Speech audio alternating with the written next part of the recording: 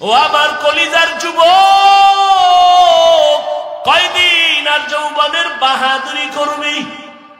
করোনায় কত যুবকের লাশ জানাজা হলো, কবরে রাখলাম, ট্রিপল মাস্ক লাগায় বয়া রইছে কুলাঙ্গার শিক্ষিত দুই সন্তান।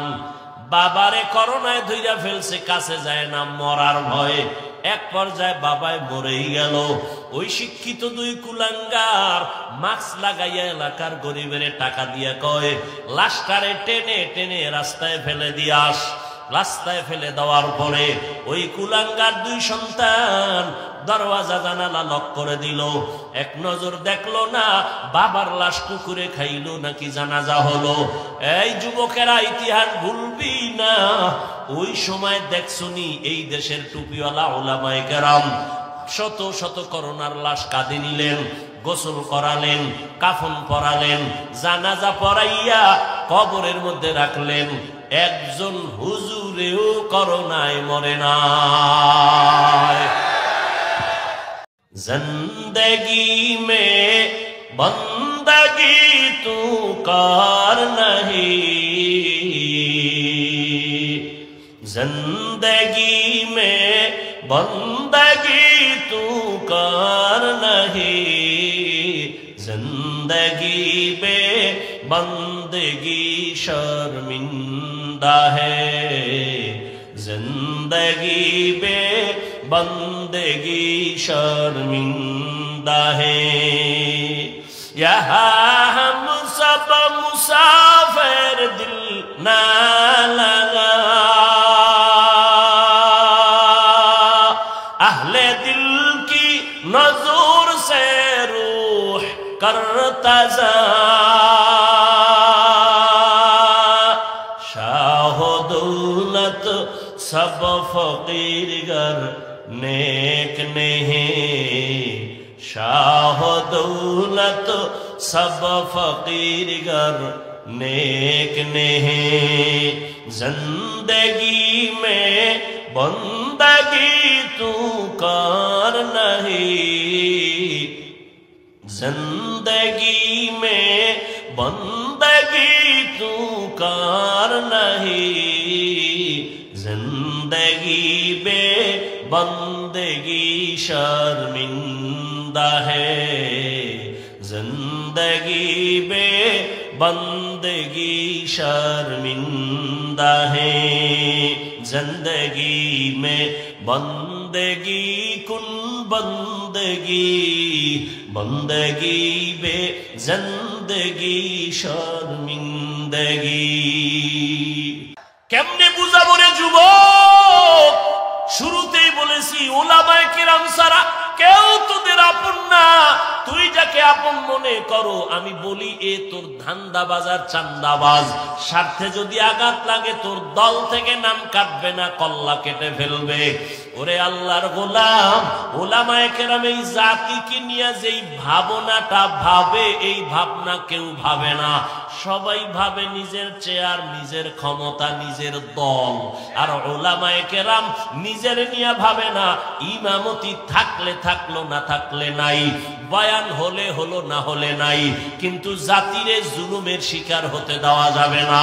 এই জন্য মাজায় গামছা বাইদা রাস্তায় নেমেছেন। নামার পরে সফলতা আনার পরেও কোনো হুজুর কয় নাই আমার উপদেশটা বানাও। তবে সব আলেম ওলামারা হুঙ্কার দিয়েছে, আবার জুলুম যদি হয় আবার এই জমিনে আন্দোলন হবে। কোন জালেমকে সুযোগ দেওয়া হবে না। জুলুমের বিরুদ্ধে আন্দোলন। মুসলমানের আন্দোলন একবার হয় না, বারবার। মুসলমান জীবন একবার দেয় না, বারবার। উম্মতের জন্য আলেমরা ভাবে। এই যুবক, বহু বুদ্ধি লয়ে ঘুরো, একটু জবাব দাও বাবারা। একটা সরকারি চাকরি করে এক ব্যক্তি বা বেসরকারি চাকরি করে, ডিউটি কয় ঘন্টা? আর তাড়াতাড়ি বলো, 8 ঘন্টা। বেতন নিম্নে বেতন কত? 20,000 ধরো। কত? 20,000 টাকা বেতন। আর টেবিলের নিচে আজে বাজে মুক্ত তো আছেই, কত ফ্রি। আর বলো বাবা, একজন আলেম মসজিদে ইমামতি করে, তার ডিউটি কয় ঘন্টা? বলো, বেতন কত? 6 লাখ। 5,000, 6,000, 7,000, 6 মাস বাকি, সভাপতি 100 টাকা দেয়, তাও ঠিক মতো মাসে মাসে দেয় না। ওরে একক তো নামাজ যদি না পড়ায়, রিক্সা ড্রাইভার আইয়াও ধমক দেয়, হুজুর গেছিলেন কই? হুজুর বলে, তুমি কে আমারে ধমক দিলা? আমি রিক্সা ড্রাইভার। তোমার এত পাওয়ার কেন? কয় 5 টাকা মাসে বেতন দেই। কি পরিমাণ জুলুম করতেছো! অথচ তোমার যেই সরকারের টাকা নিয়ে চলো, যেই কোম্পানির মালিকের চাকরি করে টাকা নিয়ে সংসার চালাও, ওই কোম্পানির বিরুদ্ধে আবার মানববন্ধন করো, সরকারের বিরুদ্ধে মানববন্ধন করো, বেতনের স্কেল বাড়াও, না হয় গদির মধ্যে লাল বাতি জ্বালায় দিব। আর একজন ইমাম 5-7 হাজার টাকা বেতন পাইয়াও 6 মাসেও বাকি পায় না।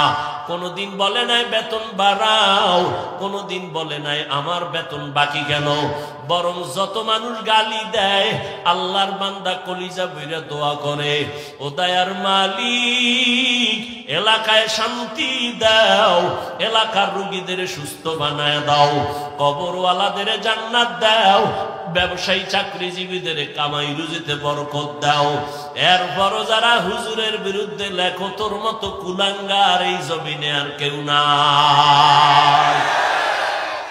মেরা এজাজু করদন বেহিসাব, খলকে রাদাদন জওয়াবে বাসওয়াব, হক নদারত দোস্তে খলকা জারেরা, নিস্তে ই খসলত একে দিনদারেরা। ও আমার কলিজার যুবক, জিনলা না, এখনো পর্যন্ত বুঝলা না তোমার আসল কে আর নকল কে রে বাবা। আজকে তুমি যার পিছনে ঘুরো, তোমার জন্য কিন্তু সে কাঁদে না। এজন্য একজনে বলছে, তুমি যাকে ভালোবাসো সে তোমার বন্ধু না, তোমাকে যে ভালোবাসে সে তোমার বন্ধু। তুমি যাকে ভালোবাসে সে তোমার, তোমারে যে ভালোবাসে সে তোমার আসল বন্ধু। এরে নবীর উম্মতের দল, আল্লাহ তাআলা বলেন, মানুষ আমি বানাইছি, সব মানুষ এক না। কুকুর আল্লাহ বানাইছেন, সব এক না। আপনাদের এলাকায় গরু আসেনি? আল্লাহ সব গরু বানাইছেন, সব আল্লাহর মখলুক, সব গরুর দাম নাই। কিন্তু মুসা নবীর সাথে যেই গাভীটার সম্পর্ক, এটার দাম বেড়ে গেছে, জান্নাতে যাবে। পিপিলিকা আছে না নাই? সব পিপিলিকা আল্লাহর বানানো মখলুক, সব পিপিলিকার দাম নাই। সুলাইমান নবীর সাথে যেই পিপিলিকার সম্পর্ক, ওই পিপিলিকা আল্লাহর জান্নাতে যাবে। এই জমিনে আবার আল্লাহ উট আর উটনি বানাইছেন, কোন উটনি আর উটের দাম ওই পরিমাণ নাই। রহমতের নবী যেই উটে সওয়ার হইছেন, ওই উট জান্নাতে যাবে। ওরে আল্লাহর বান্দা, সালেহ আলাইহিস সালামের পাহাড় থেকে বেরিয়ে আসা উটনি আল্লাহর জান্নাতে যাবে। এরে নবীর আশিক উম্মতের দল, ভালো করে বুঝো, এই আকাশের খোলা জায়গায় কত পাখি উড়তেছে, কত সুন্দর সুন্দর পাখি, একটারও মূল্য নাই। ওই সুলাইমান নবীর হুদহুদ নামের পাখিটা আল্লাহর জান্নাতে চলে যাবে। মানুষ তো সব আমার আল্লাহর বানানো মখলুক, সব মানুষ আমার আল্লাহর জান্নাতে যাবে না। এইবার বুঝো মানুষ কাকে বলে, ভালো করে শুনো।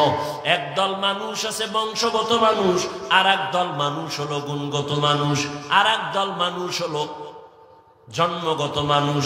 আল্লাহর আদালতে বংশগত মানুষের কোনো মূল্য নাই, জন্মগত মানুষের মূল্য নাই, একমাত্র গুণগত মানুষগুলো দামি। কেমন দামি? আল্লাহ বলেন, আমি এদের বিনা হিসাবে জান্নাত দিয়া দিব। গুণের মানুষ কাকে বলে? বংশগত মানুষ তো তারা যেই মানুষের বংশে জন্ম হয়। আমাদের বংশগত বাবা পয়গম্বর আদম, আর আমরা তার সন্তান, বংশগত মানুষ। আমার আব্বা জান, আমার জন্মদাতা বাবা, তার ঔরস আমি জন্মগত সন্তান মানুষ। এই মানুষের কোনো ভ্যালু আল্লাহর কাছে নাই, একমাত্র গুণের মানুষ আল্লাহর কাছে দামি। এইবার বুঝার চেষ্টা করি, গুণের মানুষ কাকে? ঘুমাসে? আপনাদের ঘুমাসে? এ বাঙালি ঘুমায় রাইতে? মিথ্যা কথা যদি কেউ রাতে ঘুমায়, সারা রাত মোবাইলের হক আদায় করে, বউয়ের হকের খবর নেই, মাইয়া বলার হক আদায় করে না, মোবাইলের হকটা আদায় করে, যদি আল্লাহ উসিলায় মাফ করে। কত ছাগল ভাগল আছে না, হেদিন এক চোরায় আইয়া কান্দের উপরে হাত দিয়া ছবি তোলার জন্য কয় হুজুর একটা সেলফি, যদি আল্লাহ কিয়ামতে উসিলা আমারে নাজাত দেয়।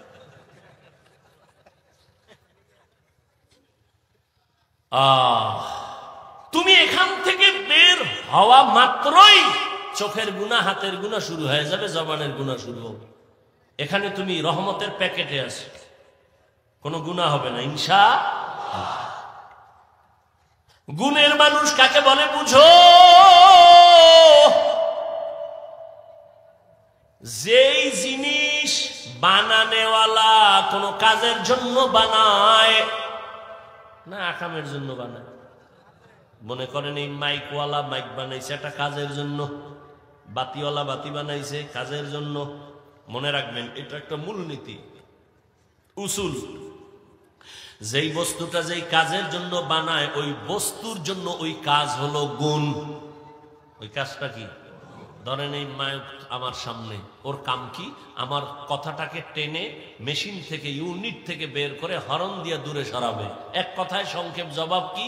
মাইকওয়ালা মাইক ইঞ্জিনিয়ার যে বানাইছে আওয়াজ দেওয়ার জন্য।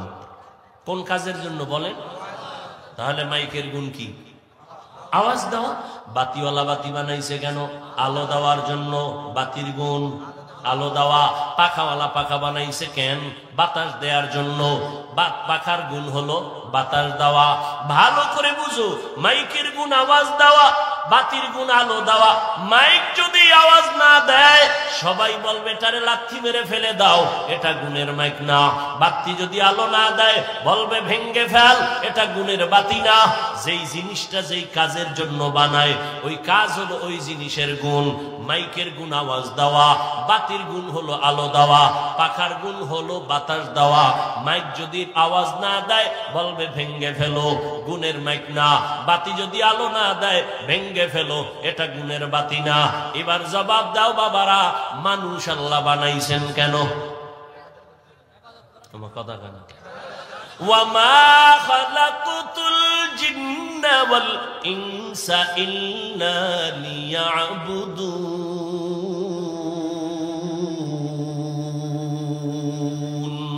মা খালাকুতুল জিন্না ওয়াল ইনসি বাখা জুজ ইবাদাত নিস্তে মাকসুদ আজ্জাহা। আল্লাহ তাআলা বলেন আমি মানুষ বানাবার একটাই কারণ ইবাদত।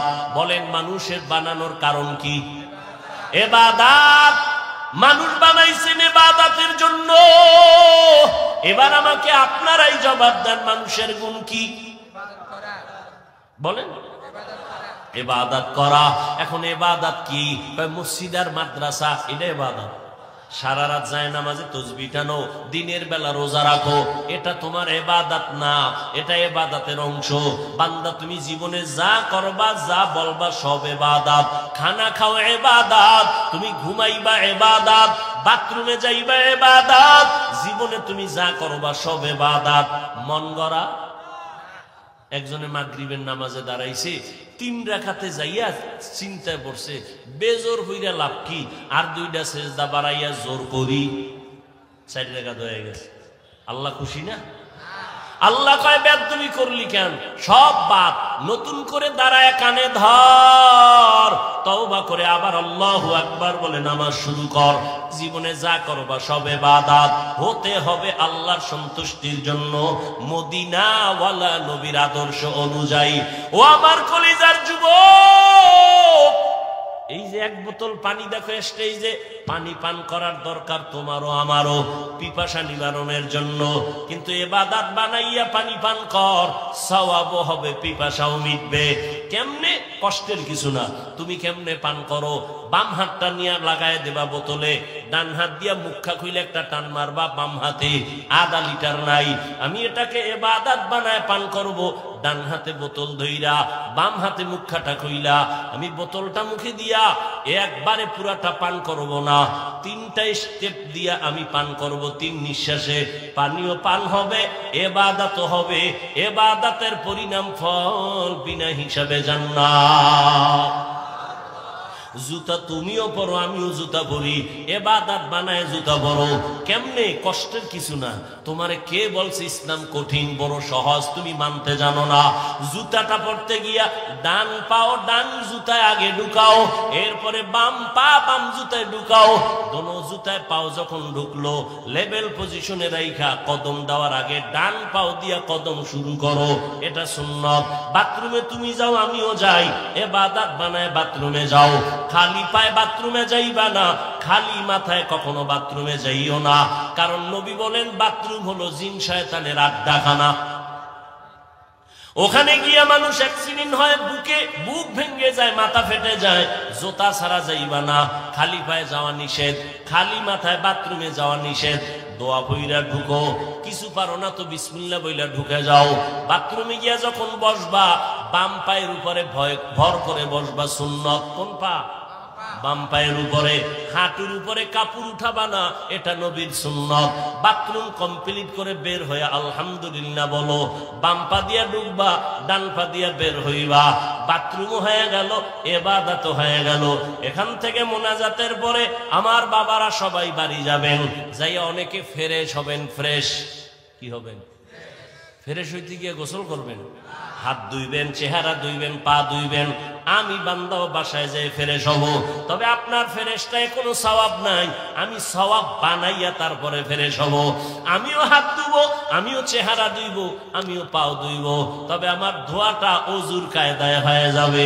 আমি অজু কইরা গেলাম, এই কোনি পর্যন্ত ধুইলাম, চেহারা পুরাটা ধুইলাম, পা ধুইলাম। ইবাদত হলো আমার ফ্রেশ হওয়াও হয়ে গেল। আর এই অজু অবস্থায় ঘুমাও, আল্লাহ জান্নাতের দরজা খুলে দিবেন। খানা খানা আপনারাও, আমরাও তো খানা খাই, কিন্তু বাবা ইবাদত বানায় খানা খাও। নিচু জায়গায় বসো, দস্তারখান বিছায় বসো, দোনো হাতের কবজা পর্যন্ত ধুইয়া তারপরে খানা খাও। যেই প্লেটে ভাত নিবা ওই প্লেটে হাত ধুইবা না, অন্য জায়গায় হাত ধুইয়া বসো। এরপরে খানার প্লেটের ডান দিক দিয়া শুরু করো। লবণ নাও বাম হাতে। কি? বাম হাতে লবণ। সোরা কিছু ভদ্র দেখায়, আমি ভদ্র, কারণ বাম হাত দিয়ে লইলে একটু বাথরুমের ফ্লেভার আছে তো মজা হয়। নিকৃষ্ট মূর্খ, বাম হাতে লবণ লয়, ময়লা লাগবে। তো বাথরুমের ময়লা এটা কেমন হইল? মনে করে বুদ্ধিজীবী, বুদ্ধির বও নাই। আচ্ছা, তার সেরা পৃথিবীতে শ্রেষ্ঠ বুদ্ধিজীবী কোরআনওয়ালারা। কারণ সব থেকে বড় বুদ্ধির গাইডের নাম কোরআন। আর এটা যার সিনা আছে সে হলো শ্রেষ্ঠ বুদ্ধিজীবী। ভাইরা আমার, এই জন্য কেউ কান্দে, কেউ কান্দে, কান্দতেছে, কেউ খবর নাই। হুজুরদের কোনো টেনশনই নেই। আছে আগেও যেমন, এখনো তেমন, ভবিষ্যতেও তেমন। কারণ আমরা মানুষের গোলাম না, আমরা একমাত্র আমার আল্লাহর গোলাম। কার গোলাম? আর তোমরা আমাকে অনেকের গোলাম বলো না। তুমি কার গোলাম? হ্যাঁ বেটা, আহমদ শফি হাটাজারি শাইখুল ইসলাম রহমতুল্লাহ আলাইহি আওয়ামী লীগের কাছে গেছে, কেউ বিএনপির কাছে গেছে। যাওয়াটা তুমি দালাল মনে করো কেন? ওলামায়ে কেরাম যদি যায় তার রং ঠিক রেখে ইসলামের স্বার্থে যায়। তুমি কোন স্বার্থে দৌড়াও? তুমি যে বড় দালাল, তোর খবর আছে? আলেমের ভুল ধরো না, মানে কপাল বাকিটাও পুরার জন্য। এই বাংলাদেশে যত ঝামেলা দেখো, একমাত্র ওলামায়ে কেরামের সাথে বেয়াদবি করার কারণেই হচ্ছে এগুলো। এখনো যারা বেয়াদবি করো, গাঁটটি রেডি রাখ, পালানোর সময় জুতাও নিতে পারবি না, রেডি থাক। আল্লাহ হেদায়াত দান করুন। এরে নবীর উম্মত, মানুষের গুণের নাম কি ভুলে গেছেন? 5 মিনিটে। মানুষের গুণের নাম ইবাদত। এখন ইবাদতটা মন গড়া, না না, নবীর তরিকায় হতে হবে। এখন নবীর তরিকা আদর্শ আছে কোরআন হাদিসে, কোরআন হাদিস পড়তে জানেন না, এখন কেমনে যাবেন? কোরআন হাদিস পড়নেওয়ালা উলামায়ে কেরামের কাছে যাও, ইবাদতের নিয়ম শিখিয়া এরপরে ইবাদত করো, তখন হবে তুমি গুণের মানুষ। গুণের মানুষের জন্য বিনা হিসাবে জান্নাত। আল্লাহ এই দিকে ইঙ্গিত করে বলেন, আমি আগে মানুষ বানাই নাই, আগে কোরআন শিখাইছি, তারপরে মানুষ বানাইছি। অর্থাৎ যারা কোরআন হাদিস শিখিয়া উলামায়ে কেরামের নেক নজর নিয়া যারা ইবাদত করবে তারা গুণের মানুষ, তারা জান্নাতি। আল্লাহ এই দিকে ইঙ্গিত করে বলেন, আমি আগে মানুষ বানাইছি, তারপরে কোরআন শিখাইছি, আগে কোরআন শিখাইছি, তারপরে মানুষ বানাইছি। ও আল্লাহর বান্দারা, এখানে আমরা যারা বসে আছি সবাই তো মানুষ, তবে গুণের মানুষ হতে পারলাম কিনা বড় ভয়। ওরে গুণের মানুষ তো হতে পারি নাই, যে কারণে এত বয়ান, এত বয়ান, এত বয়ানের পরও চোখে পানি আসে না, নামাজ পড়ি না, পর্দা করি না। ও যুবক, এখানে যারা বসে আছো যুবক বাবারা, তুমিও মুসলমান, আমিও মুসলমান। তোমার আমার আল্লাহ এক না দুই? তোমার আমার নবী, তোমার আমার কাবা, তোমার আমার ধর্ম, তোমার আমার ইসলাম, তোমার আমার কালেমা। ভালো করে বুঝরে বাবা, পশুকে আল্লাহ ভালো মন্দ যাচাই করার জ্ঞান দান করেন নাই, মানুষকে দিয়েছেন। তোমার আমার আল্লাহ এক, নবী এক, কোরআন এক, কাবা এক, ধর্ম এক, কালেমা এক। দুনিয়াতে আসছি তাও এক, বিদায় বেলা কাফন হবে তিনটা, তাও এক। আমি হাফিজুর রহমান বা কোনো বড় এমপি মারা গেলে তার একটা কাফন বাড়ানো হবে না। রিক্সা ড্রাইভার যদি গরিব হয়ে মরে যায় একটা কাফন কমাইয়াও দিবে না, কালার হবে আলাদা। হুজুরদের কাফনের কালার একরকম, যুবক বাবাদের আর এক রকম। কে হুজুর, কে হুজুর না, কে ধনী, কে গরিব, কে আলেম, কে মূর্খ, সব এক কালারের কাফনের প্যাকেট হবে। আজকে আমি বক্তা বক্তা যত ভাব দেখাই, আর তুমি যত ক্ষমতার ক্ষমতার ভাব দেখাও, সাদা কাফনে যেদিন ঢুকবা ওই দিন সবার ভাবগুলো বন্ধ হয়ে যাবে। ও আল্লাহর বান্দা, কবরের সাইজ হবে এক, ওই কবরে রাখার পরে প্রশ্ন হবে তিনটা, তাও এক। রবের পরিচয় দাও, ধর্মের পরিচয় দাও, রাহমাতুল লিল আলামিনের পরিচয় দাও। ও আমার কলিজার যুবক, ওরে তোমার আমার আল্লাহ এক, নবী এক, কোরআন এক, কাবা এক, ধর্ম এক, কালেমা এক। এরপরেও এত বয়ান, এরপরেও কেন তুমি নামাজ পড়তে চাও না? আমি নামাজ ছাড়ি না, তুমি নামাজ পড়ো না। আমি টুপি ছাড়তে চাই না, তুমি টুপি দিতেই চাও না। আমি দাড়ি কাটতে চাই না, তুমি দাড়ি রাখতে চাও না। বুঝি না বাবা, কারণ কি? আমরা ভুলে আসি না তোমরা ভুলে আসো, তারও কোনো খবর পাইতেছি না। একজন যুবক যদি দাঁড়াইয়া বলো, হাফিজ ভাই তোমরা ভুলে আসো, আমরা সঠিক পথে আছি, একটা দলিল দেখাও। এখন আমি দাড়ি কেটে ফেলবো, নামাজ রোজা বাদ দিয়া তোমার লাইনে শার্ট প্যান্ট টাই বইরা নাচ গান করবো। আর যদি বলো না হাফিজ ভাই আপনারাই সঠিক পথে আছেন, আমরা শয়তানের ধোকায় পড়ে গুনার পথে আছি, আপনারা সঠিক, তাহলে তওবা করার মতো যদি অন্তর তৈরি হয়, মুনাফিকি না থাকে, খাঁটি তওবার নিয়ত যাদের আছে, দুটো হাত আমার আল্লাহকে দেখাইয়া দাও। আল্লাহ হাতগুলো কবুল করে নেন, তওবা কবুল করে নেন, তওবার উপরে মজবুত হইয়া চলার তৌফিক দান করেন, আমিন। আলহামদুলিল্লাহি রাব্বিল আলামিন। والصلاة والسلام على سيد الأنبياء والمرسلين وعلى آله وأصحابه أجمعين يا أرحم الراحمين يا أرحم الراحمين يا أرحم